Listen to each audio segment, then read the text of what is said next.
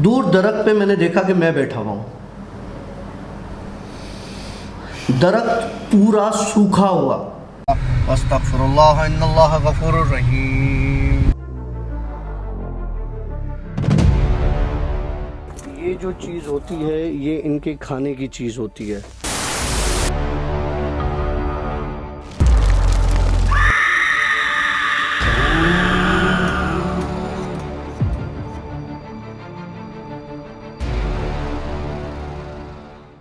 अब मैं आपको बताता हूँ एक और किस्सा। ओके। ये किस्सा मेरे ख्याल से कोई 1.5-2 महीने पहले का है, क्योंकि हम कंटिन्यू स्टोरीज़ रिकॉर्ड करते आ रहे हैं।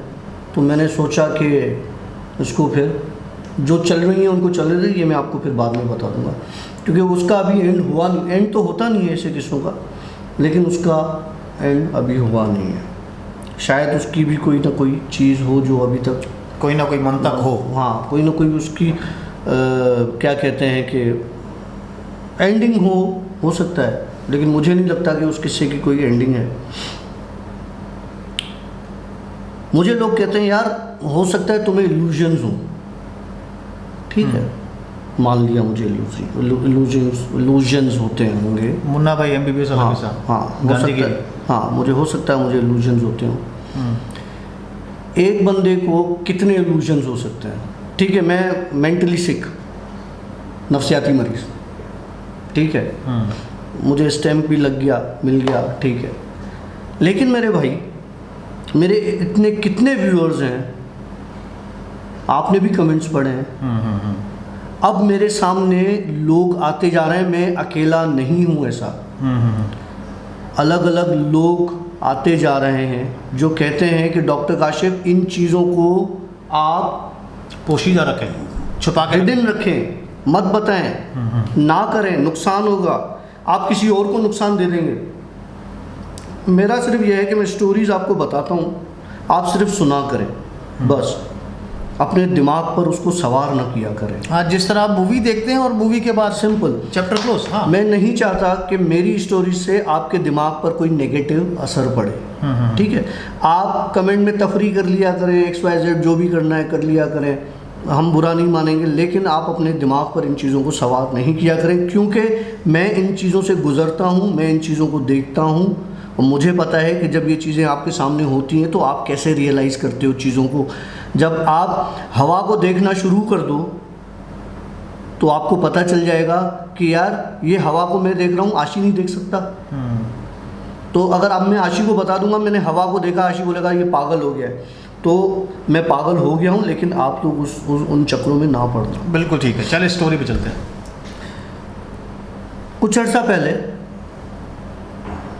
मैंने अपने जैसा ही एक बंदा देखा, हमजाद कह सकते हो, बिल्कुल मेरे जैसा।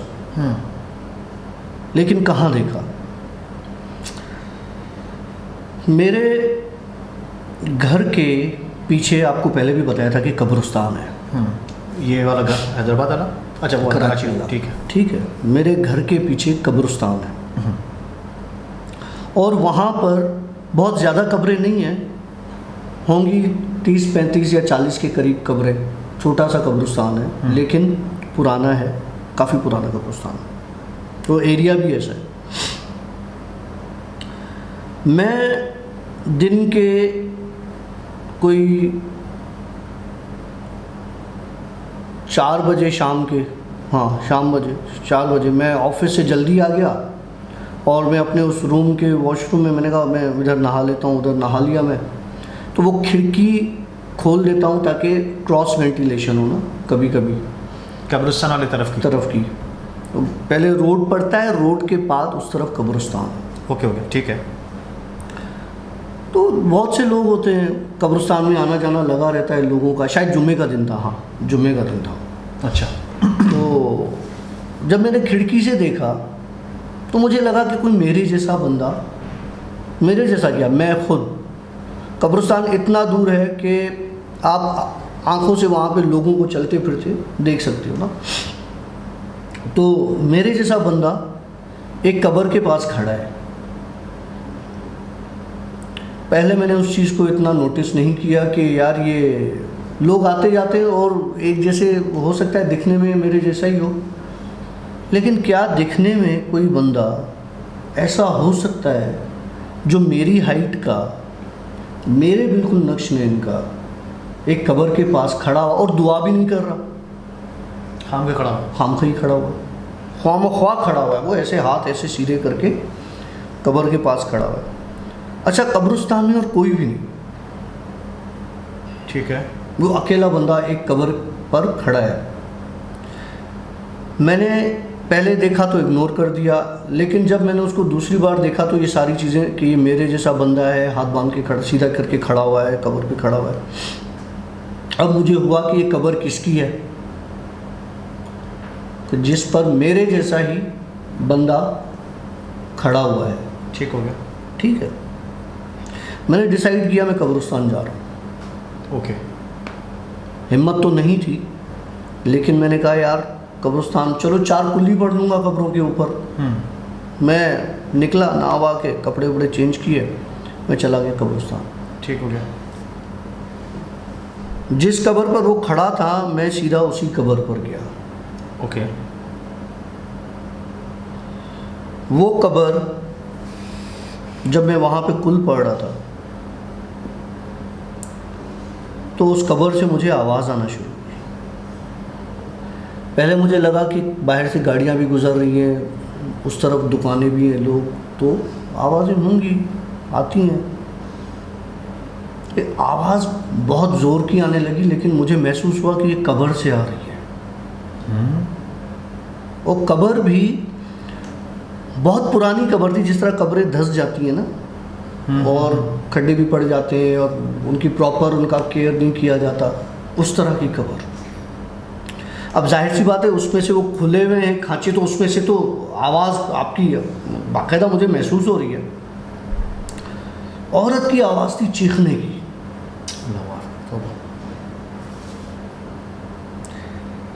मैं बड़ा परेशान हुआ, मैंने कहा ये मामला मुझे कुछ सही नहीं लग रहा। वहाँ पर वो जो खिदमत गुजार होते हैं ना, कब्र पर जो बैठते हैं, मैं उधर चला गया गोरकन के पास। ठीक हो गया, गोरकन ही होते हैं बेसिकली वो ना, अंडरटेकर। हाँ, मैं उनके पास चला गया तो एक छोटा सा वो अपना वो लगा रहा था और बैठा हुआ था। मैंने उसको बोला, हाँ भाई यार कितने लोग हैं, कब्रों को पानी वानी देना है? तो वो पैसे लेते हैं, कब्रों को पानी देते हैं। बोला जितने भी, उसने 100-150 जो भी बोले। मैंने कहा अच्छा ये ले और सब कब्रों को दे, और उस कब्र पे ना अगरबत्ती भी जला दे। और बोला उस कब्र पे मैं नहीं जाऊँगा। नहीं, अच्छा। मैं बड़ा परेशान हुआ। मैंने कहा मैं तुझे 200 रुपये दे रहा हूँ, चल 300-500 रुपये ले ले, अब तू सब कब्रों को छोड़, उस कब्र को पानी दे। भाई वो नहीं माना, नहीं दूंगा पानी। मैंने कहा अच्छा मुझे बता कि क्यों नहीं देगा। बुढ़ा सा था, मवाली टाइप था। कहने लगा वो मेरे सामने ही औरत की लाश लाए थे, उसका मियाँ था। उस औरत ने, उसका बच्चा मर गया था। उस औरत ने बकौल उसके मियाँ को अपने बच्चे को काट के खा लिया था उसके मरने के बाद। जब बच्चा मर गया था तो उस औरत ने अपने ही बच्चे को उसको दफनाने की बजाय काट के खा लिया था। अल्लाह अकबर। और उसके बाद 1 महीने के उस औरत की डेथ हो गई थी।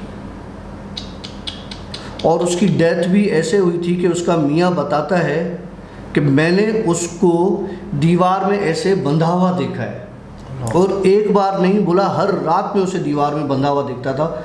बोला हम उस कब्र पे मैं नहीं जाऊंगा, और रात को इसको देखा है काफ़ी लोगों ने कि ये यहाँ पे कब्रिस्तान में और इस रोड पे मैंने कभी नहीं देखा चलते हुए। मैंने कभी नहीं देखा। ये उस बंदे की बात बता रहा हूँ।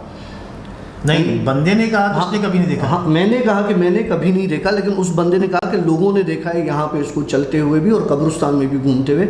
मैं रात को यहाँ पे नहीं रुकता, मैं शाम में मगरिब से पहले चला जाता हूँ। ओके। तो फिर मुझे कोई फ़ोन करता है, कोई होता है, तो वो यूनियन काउंसिल वाले, और इस तरह से फिर मैं आता हूँ। फिर मैं कोई अगर किसी को तदफीन करनी होती है तो, क्योंकि फिर तो ज़्यादा लोग होते हैं तो फिर सही हो गया।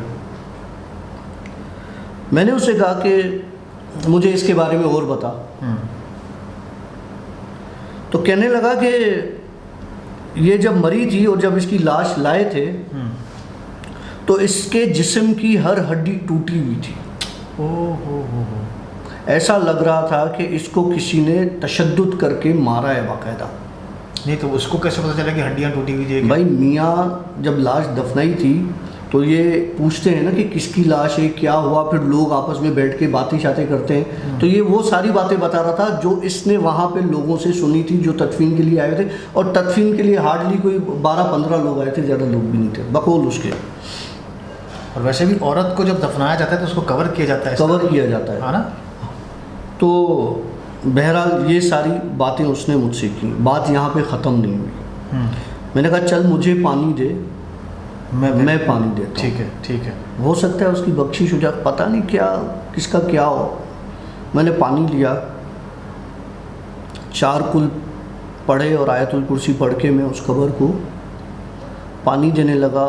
उसको मैंने बोला तू मेरे साथ रुक, मेरी हालत टाइट थी वैसे। मैंने कहा तू मेरे साथ रुक और अगरबत्तियाँ भी इधर तू जला, मैं पानी देता हूँ। मैंने उसको पानी देना शुरू किया। दूर दरख्त पे मैंने देखा कि मैं बैठा हुआ हूँ।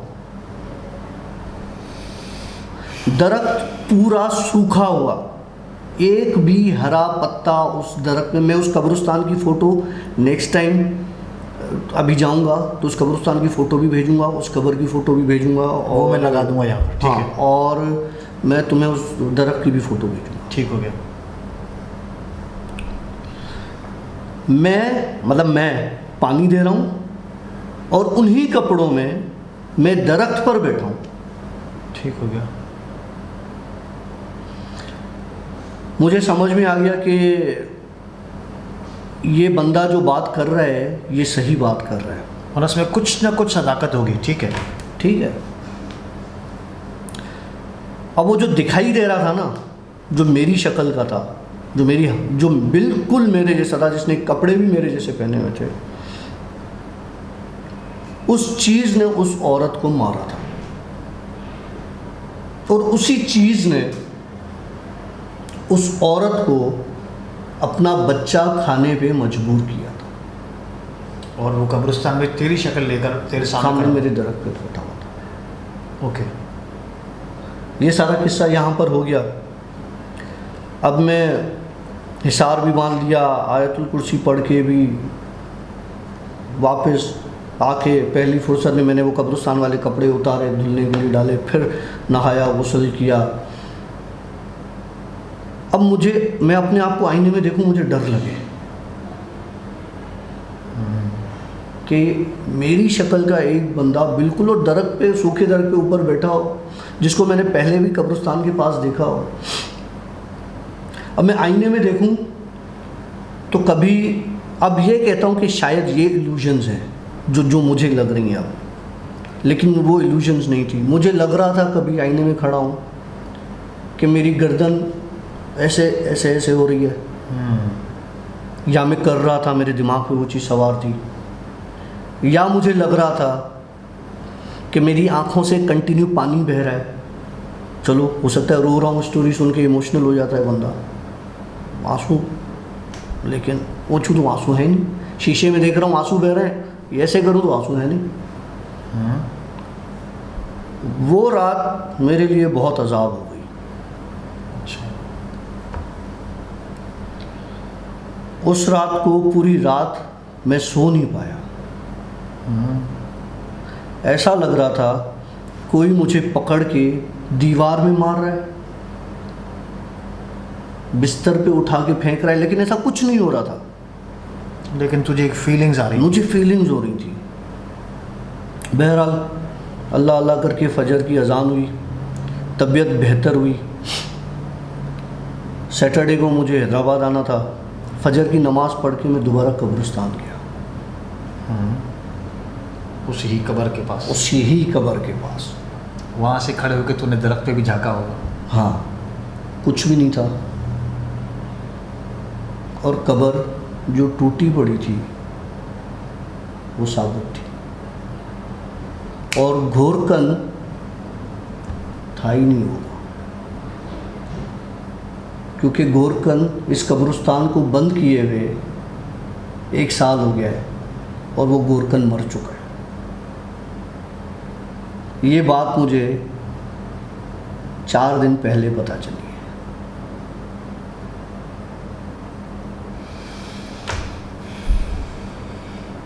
तो मतलब अब मुर्दा लोगों से ही बात करना शुरू हो गया। मुझे क्या पता वो मुर्दा है भाई, वो तो गोरकन था।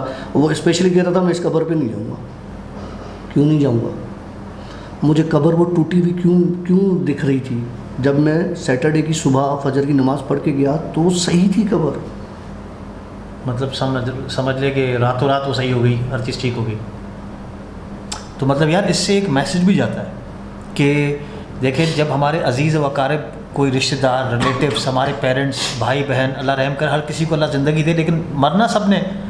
जब भी कोई किसी की डेथ हो जाती है तो उनकी कब्रों पे ज़रूर जाया करें और उनकी कब्रों की हिफाजत खुद करें आप लोग, क्योंकि जब कब्रें डैमेज हो जाती हैं तो अक्सर लोग क्या करते हैं, जो घोरकन होते हैं, जगह नहीं होती, उसी के ऊपर बना देते हैं। जब आप लोग अपनी कब्रों का ख्याल नहीं रखेंगे, अपने रिश्तेदारों की कब्रों को, अपने अजीज़ों की कब्रों को, तो फिर वो क्या करते हैं, वो देखते हैं कि यहाँ पे कोई भी नहीं आने वाला, इस कब्र का कोई भी देखने वाला नहीं है, तो क्या करते हैं, उसको डिमोलिश करके और फिर दूसरी बॉडीज़ को वहाँ पे दफना एक और चीज़ भी हो रही है।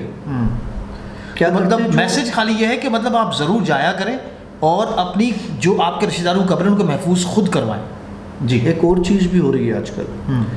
ताज़ी लाश है, दफना दी, वहाँ के गोरकन्स के साथ मिलके ना, ये बड़ा माफिया है, वो बाल उनके ले जाते हैं, लाशों के बाल सर मोंड के, और बाल ले जाते हैं, उनकी बनती हैं विग्स, उनकी विग्स बनती हैं। किस डायरेक्शंस पे जा रहे हैं हम लोग यार? अब सोचो, आप किसी मैयत के बाल उतार के उसकी विग बना के मेरे जैसे कि किसी के सर पे लगाओगे तो उसके दिमाग पे क्या असर पड़ेगा? नेगेटिव एनर्जीज आएंगी, पॉजिटिव एनर्जीज नहीं आती।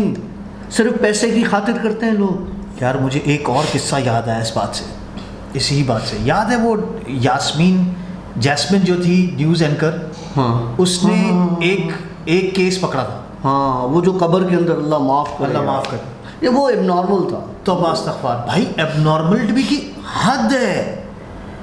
जब किसी औरत को दफनाया जाता था, वो अल्लाह माफ़ करे, वो बेगैरत किस्म के लोग क्या करते थे, कब्र खोदते थे और उस लाश के साथ बदफैली करते थे यार, उस औरत की लाश के साथ बदफैली करते थे। फिर उन्हें पकड़ा गया था और वो न्यूज़ पर बात चली थी। जैस्मिन, मुझे याद है न्यूज़ एंकर का नाम था, आप सर्च कीजिएगा, शायद आपको यूट्यूब पर वो ज़रूर मिल जाएगा। उस बंदे को अरेस्ट किया गया था।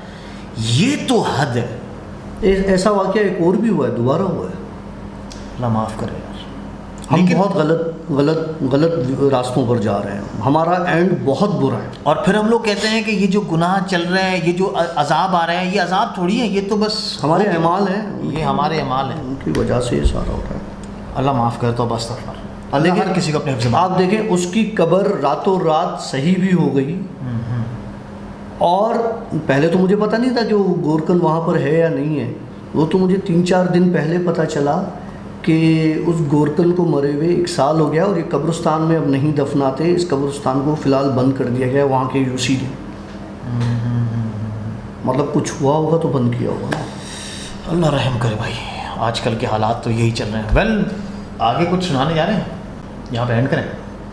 वेल, आज की स्टोरी मेरे ख्याल से काफ़ी बड़ी भी हो चुकी है और अब मैं भी कुछ मतलब देखें ना, मैं अभी जब स्टोरी हम स्टार्ट करते हैं तो मुंह में बहुत सारी टॉफ़ियाँ रख लेता हूँ। जब हम कट मारते तब मैं टॉफ़ियाँ खा लेता हूँ, क्योंकि अक्सर लोग कहते हैं कि भाई ये क्या चबा रहे हो, क्या कर रहे हो। तो अल्लाह माफ़ करे भाई, जब ये स्टोरीज़ आप खुद बैठ के यहाँ पे करोगे ना, आपको एहसास होगा। बहुत लोग घर बैठ के स्टोरी को महसूस करते हैं, उनको सर में दर्द होता है, उल्टी की तरह महसूस होता है, बहुतों को होता है। और वो कमेंट में इस वीडियो के ज़रूर मेंशन भी कीजिएगा किस किस को होता है ये चीज़। मुझे होता है, मैं स्टोरी सुनता हूँ, मुझे वोमिट की तरह फील होता है। मैं बहुत बड़ा झूठा हूँ, आप सिर्फ स्टोरी सुनें, बस स्टोरीज़ को एंजॉय करें। और मेरे ख्याल से मिलेंगे अब नई स्टोरी के साथ इंशाल्लाह ताला एवरी वेडनेसडे नाइट। और मैं कोशिश करूँगा कि लॉकडाउन का टाइम चल रहा है, अगर हम दूसरी स्टोरी कर सके, डॉक्टर काशिफ में इतना दम रहा तो हम एक और स्टोरी कल कर लेंगे और इस हफ्ते आपको 2 स्टोरीज दिखाएंगे। ठीक है, सही। मिलेंगे एक नए व्लॉग में, एक नए पॉडकास्ट के साथ, नई जिन स्टोरीज के साथ। तब तक के लिए सी या, बाय बाय, अल्लाह हाफिज। अस्तगफिरुल्लाह इन्नल्लाह गफूरुर रहीम। ये जो चीज़ होती है ये इनके खाने की चीज़ होती है।